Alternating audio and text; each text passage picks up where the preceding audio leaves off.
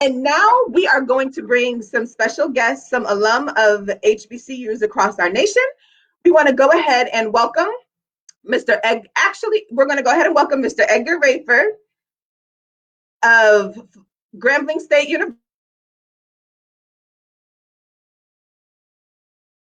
McDow of Bethune-Cookman University, Mr. William Hayes of Jackson State University, and Miss Arabella Hall, graduate of Southern University. Welcome, welcome to you all.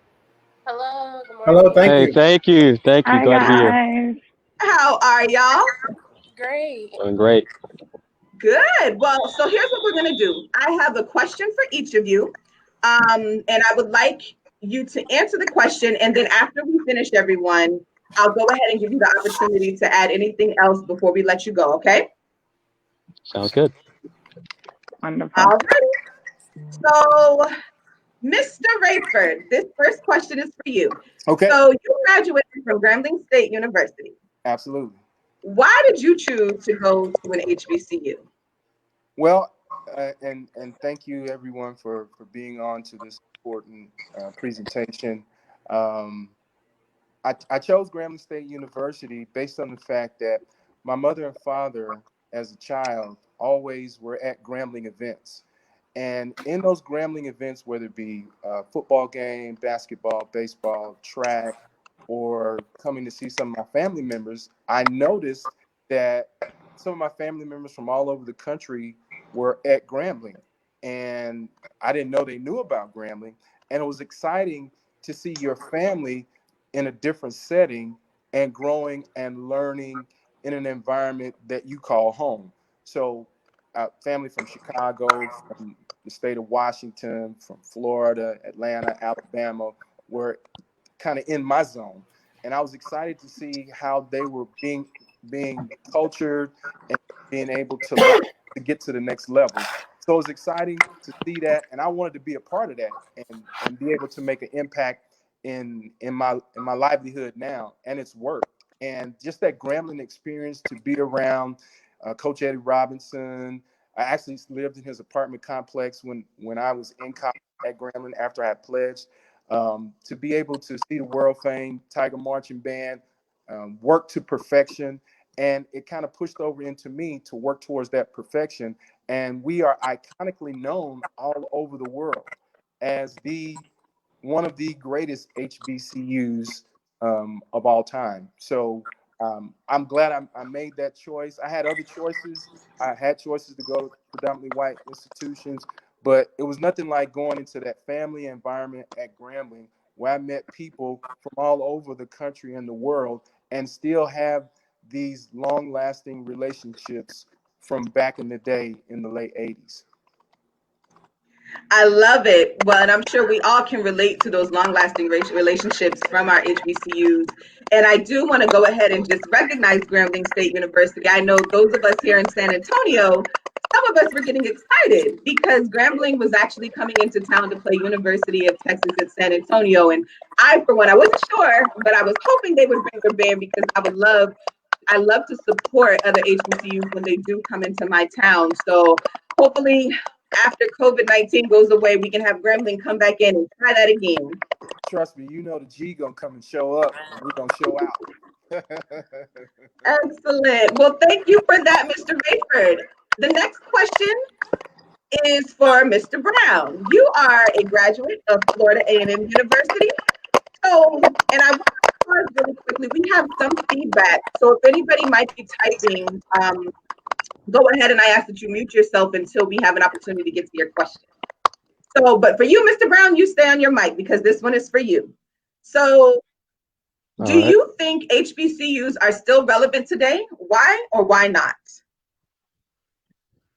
Yeah, so absolutely, I do think that they are still relevant. And thanks for having me on. I definitely appreciate being a part of this venue, this forum here. But yeah, absolutely, HBCUs are important. Probably as important now as they've always been. For several reasons. So for me, kind of coming out of growing up in Atlanta, being in predominantly Black area, and trying to figure out where I was going to school. As a guy that was interested in engineering, the natural choice is to kind of look into Georgia Tech. But however, kind of with some of the racial things that I had heard about things that were going on at Georgia Tech, I didn't really feel like that was necessarily a fit for me. However, as a 17-year-old and I visited FAMU, being able to go to that campus and just see kind of the wide breadth of folks that were there at the school, folks of all shades, folks of all backgrounds, folks from all kinds of different areas, just kind of let me know that that's a place that I would be accepted, and I continue to see that kind of over the course of my years there. Also with the I have several friends that went to predominantly white high schools and where they may have been the only black person in their school, and just talking to them and kind of hearing what they had to say about being able to gain that value for our history, because again, with FAMU we were required to take a black history course as freshmen. And so with that, you get a greater appreciation for the history and the contributions that blacks have made to this country over the years. Also, from a social standpoint, folks have alluded to this. I've heard a couple times. The one big thing is you can always go back to is homecoming. I went to Arizona State for grad school.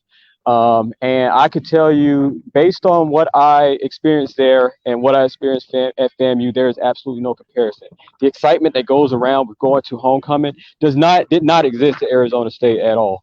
And I love that school. I give back, but it's a different thing. To be able to go back and you've got alumni, say from that have just recently got out to as far back as 50, 60 years ago, still coming back, still pouring into each other, still giving back, still getting out, having a good time, celebrating accomplishments, folks that are at the highest level of achievement in their careers, being able to talk to students and just give back is an exceptional thing. And then with that, also with the connections, it's a lifelong connection. So even the folks here, I guarantee, I'd almost guess that everyone had a similar experience. So when I moved to San Antonio, one of the first things that I found out when I got here, I went to an event and it was found out, hey, you went to FAMU. Let me introduce you to some FAMU people.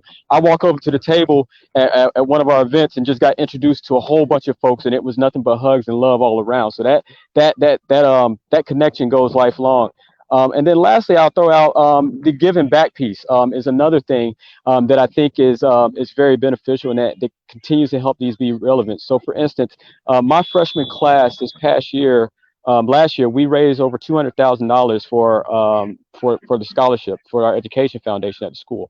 Where that came in handy was as COVID hit and you had a lot of students that were either having to go back home or graduate, with the fees and things that come out of graduation, our class then made a decision to take a lot of that money and pay off the fees that those students owed so they could try to get out of school without having that little bit of debt on their back. So overall, again, the family aspect of HBCUs is unlike anywhere else, I think, any other school that you would ever see. And then also that impact. Today, I'm not wearing a FAMU shirt. I'm wearing a Black Panther shirt in honor of Chadwick Boseman, who is a Howard graduate. And you can see just with kind of everything that's been happening, kind of the impact that he's had on people, kind of giving a lot of young people something to look up to and just representing kind of what we have contributed to this country. So again, thank you for having me. That's it. Awesome. Yes, very, very sad evening last night with the news of the passing of Chadwick Boseman. And like you said, his connection to an HBCU. So thank you for bringing that up. Thank you for explaining what using Florida A&M as an example of why HBCUs are still relevant today. And on a normal day outside of today, I would probably have some comments about your HBCU choice, but I'm going to remain non-biased. And yeah, let's be nice. As we move forward to our next alum, we have Dr. McDow, who graduated from the great Bethune-Cookman University. So since you went to such an outstanding school, I hear, could you please share with us some of your most memorable experiences at your HBCU? I have so many amazing memories from Bethune-Cookman. I could go on all day long, but I think I would narrow it down to something that's similar to things that are going on around this time of year and every year around this time of year. When I was a freshman, I'm originally from Atlanta, Georgia. Is that feedback coming from my microphone? Yes, alum, please make sure you mute just in case so we don't hear any feedback in your background. Thank you. Okay. So I'm originally from Atlanta, Georgia. First generation college student. My dad, I just told him, hey, I want to go to college in Daytona Beach. I looked it up. He dropped me off and left, y'all. Like my dad left me in Daytona. So I did not know anybody. And there were so many people that week of orientation. I met people from Africa, from the Bahamas, from California, like these amazing people that I did not know even existed because I went to a predominantly white high school where I was the only black everything, the only black cheerleader, the only black girl on the soccer team. You could just point me out in the yearbook, there I was. So like I was there and I was very nervous, like, oh my God, all these amazing people, am I gonna fit in? Like, what is it gonna be like? We went through our week of orientation, and on the third day of classes, there was a hurricane headed our way, and they were like, well, school is canceled indefinitely, so you guys find a way home. And I was like, okay, well, my dad just dropped me off. I'm pretty sure he is not gonna come back and pick me up. And, you know, I'm scurrying back to my dorm, so confused. And it was at that moment that I realized what HBCUs were about. The president of the institution, my SGA president, my SGA vice president, everybody in the dorms, all the upperclassmen were in the dorms. They were on the yard. Do you guys need help? What do you need? Do you need a ride home? Do you need any food? If you need a place to stay and you can't get back home, you can come stay at my house. You don't have to go back home. And it was just an amazing experience. I rode home with a stranger, somebody that was in the hallway, like, hey, I'm headed back to Atlanta. Do you want to ride in my car? They didn't know who I was, and they let me ride back with them. And the whole time I was away, the teachers were checking on us. It wasn't like it was a professor. It was like my auntie or my uncle or somebody. Like I really felt like they cared about me. It was the love, the compassion, the dedication of the staff, the students, and everybody worked there. The family environment made me knew from that one experience that this is where I needed to be, just the love and the joy. And when we got back from the hurricane, which was like a month later, everybody make sure, did you miss anything? Are you up to date on your classes? Do you understand everything that you missed? Because virtual school in 2004 is not virtual school in 2020. Like we still had hardcore monitors. Like it was crazy back then, but we made it through and we stuck together like a family. And that's what I love about Bethune-Cookman University. And that's what I love about HBCUs. That's when I realized I was in the right place. I'm not the only one. There's a world full of amazing, beautiful, black, bright African American people, and we came together. And I mean, it was just amazing. That experience really made my college experience, and I knew I was in the right place. Oh, thank you so much for that trip down memory lane. I actually got to Bethune-Cookman the year after your freshman year, and that was the year of Katrina. So we kind of had the same cycle. It was the beginning of school. What are we going to do? And because of that situation the year prior, we were able to we were kind of more prepared of what they were going to do with their students. And fortunately, Daytona didn't have to worry as much as we did, but we were prepared for it because of everything that you said. So it's really, really that faculty, staff, students, it really, really is a family-oriented environment, whether it be a school our size with approximately 4,000 or a school larger than that with 14,000. So thank you so much for that. Mr. Hayes, you're up next. So as a graduate of Jackson State University, what do you think? Hi. What do you think is a big misconception about HBCUs? Misconception. Well, I went to the Jackson State University. And I also went to Prairie View A&M University for graduate school as well. So I have two experiences. Misconceptions about HBCU life. In another way to phrase it, what do you think? What would you say is something that people associate with HBCUs that isn't necessarily true? that the education is lacking, that it's a lower tier of education, that it lacks the professional networking skills or opportunities, and that it's that it's races on the other side, and it's neither of those three, right? The networking opportunities have been great, be it whether you're in a fraternity or sorority or just a regular student. The alumni associations are awesome, and we continue to support our alumni associations. I think that's another thing that gets lost in HBCUs is that we don't have good alumni and we don't quote unquote give back. I know me and my colleagues give back, and we actually just had what we call an annual day of giving for Jackson State University just 2 days ago to help with some of the university initiatives. But I think those are some of the misconceptions. Some people like to think, especially, non-Black folks think that if you go to a HBCU, then you're a little bit racist, yourself. But that's not the case. It's just a better opportunity for us to be educated, right? And for us to get a true education and an education that we can use to fuel our families and our careers, right? Not just going to college just to be going to college, if you will.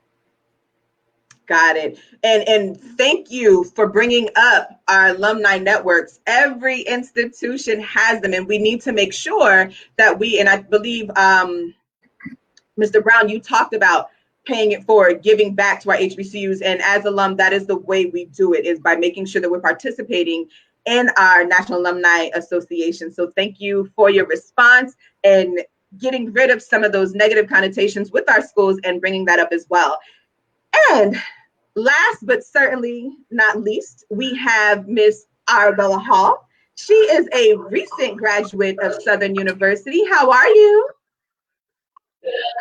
Good. I'm well. So how do you feel your HBCU experience prepared you for the postgraduate life? Yes, ma'am. Thank you for that question. I've learned that people who look like me are educated, excellent, and can do anything that we put our minds to, despite what, the world may tell us. Before college, I went to schools where there are about a handful of students who look like me and a select few of teachers who look like me. So going to an HBCU helped me learn how to be my authentic and unapologetic self. And I think that experience is irreplaceable. And if I had to do it all over again, I definitely would. Well, congratulations again on your recent graduation. We are excited to see what you have in store and how you will use your HBCU experience as you progress with your new career in life. So thank you so much. Can I say one thing before you move on? I just want to welcome you, the other lady from Bethune-Cookman, and the brother from FAMU to the SWAC. Thank you. We're happy to come and take over. We look forward to attending your university and supporting your community, and we come and beat you all down. Get your respect. Now you went left. Anything to make your conference better. Anything to make the conference better. It's all about bettering the conference. Florida schools coming to Texas. Oh, really? Yeah, that is going to be exciting. Yes. So before we go, is there anything else that anyone wants to add? And we do need to go ahead and get onto our scholarship segment, but you've got 10 seconds or less to add something else that you want our viewers to know about HBCUs. Yeah, so I do have something real quick. So you hear about kind of all the bantering that's going on and the rivalry that's going on kind of between us. One thing that I would like to say is even though we do that kind of in a friendly competition, in terms of the overall kind of big picture in terms of historically Black colleges, we all support each other. We all ride for each other. So when Kamala got that nomination, we all celebrated that. It's a big thing. It's bigger than just our school. So just remember that even though we have a rivalry, we still support each other. Understand that, brother. We even support Grambling when they don't show up for homecomings and things like that. G first. You got to come through the G first. All right. We own the swag. Okay. Mr. Rayford, is that I'm pretty sure Southern alum has something to say about Grambling, but just recognize when you come to the SWAC, you got to come through the G first. So we represent, so we allow you to come in, and we run the show. Just recognize the G, okay? Well, we are ready. We are very I'm pretty excited in sure this we won the last 2021 year. Black challenge, but Bethune, y'all are not ready. The Thank family thinks they're ready. We Thank you, welcome my both blue of y'all. diamond. Don't Thank be you, my shy blue of the diamond. coattails of FAMU. Grambling, Thank you, just my be blue quiet. diamond. We'll see y'all soon. Thank you, my Fam, we will see y'all in Miami Labor Day weekend. thank you, And my you know what, guys? This is what it's about. Like I said, I'll be the rattler all day, every day. So it's all in fun. It's all in love. We all support each other when we have an opportunity to, because we are a big HBCU family. So thank you so much, Mr. Rayford, Mr. Brown, Ms. Hall, Dr. McDow, and Mr. Hayes. Thank you all so much for coming in and just sharing with us your HBCU experience. And I want you guys to enjoy the rest of your Saturday. Make sure that you register for the virtual race, and we'll see you on the HBCU trail. all right, bye. All right. Thank you. Thank you for having us. Thank you. Wonderful. So let's